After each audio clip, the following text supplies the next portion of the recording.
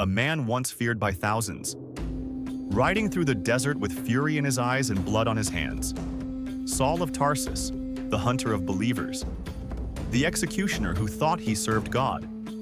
But on the road to Damascus, the sky tore open. A blinding light, a voice from beyond. And in one moment, the persecutor became the chosen. This isn't just religion, it's rebellion, revelation, and redemption. This is Paul. He once hunted believers, then became their greatest voice. But the world never forgave him for it. In the blistering heat of the Syrian desert, a man rode toward Damascus with fury in his eyes and blood on his hands.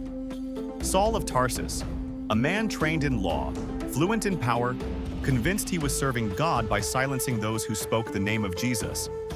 But that journey would end not in triumph, but in blindness. A blinding light split the sky.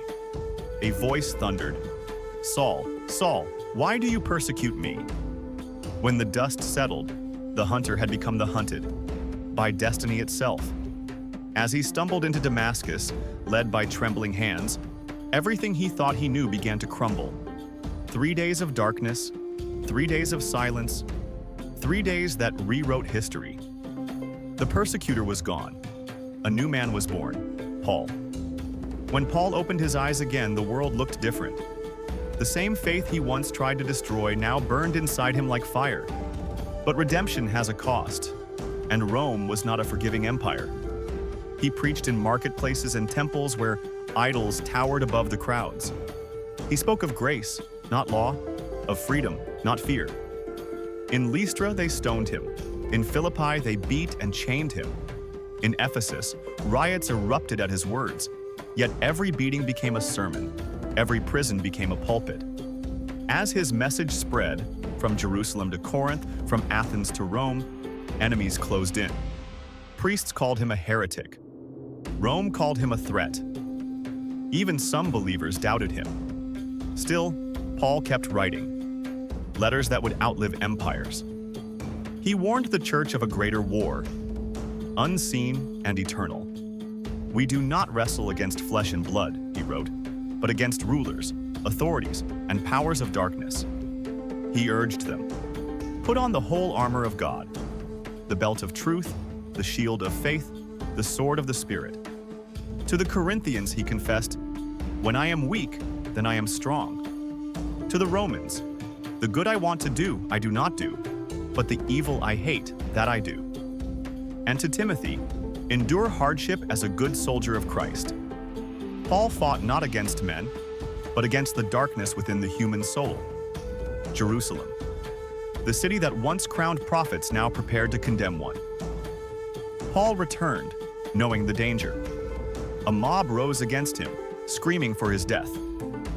Roman soldiers dragged him away before the crowd could tear him apart. From that day, his life became a chain, bound from city to city, trial to trial.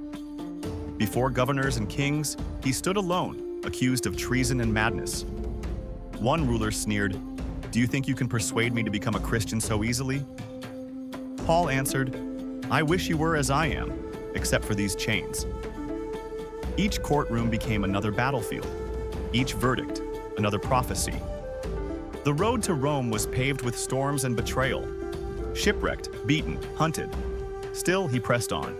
Because for Paul, death was not defeat, it was destiny. In a cold Roman cell, surrounded by darkness, he wrote his final words, "I have fought the good fight. I have finished the race. I have kept the faith outside." Nero's empire burned with fear. Christians were hunted, crucified, and fed to beasts. Paul's sentence came quietly, death by sword. As the blade rose, he looked toward heaven, calm, unbroken.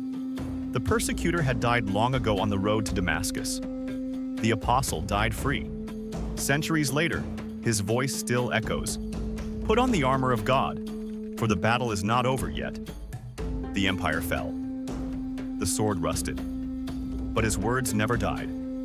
In a cold Roman cell, Paul wrote hope into history. He lost everything, yet changed everything. And centuries later, his voice still whispers, "I have fought the good fight. I have finished the race. I have kept the faith.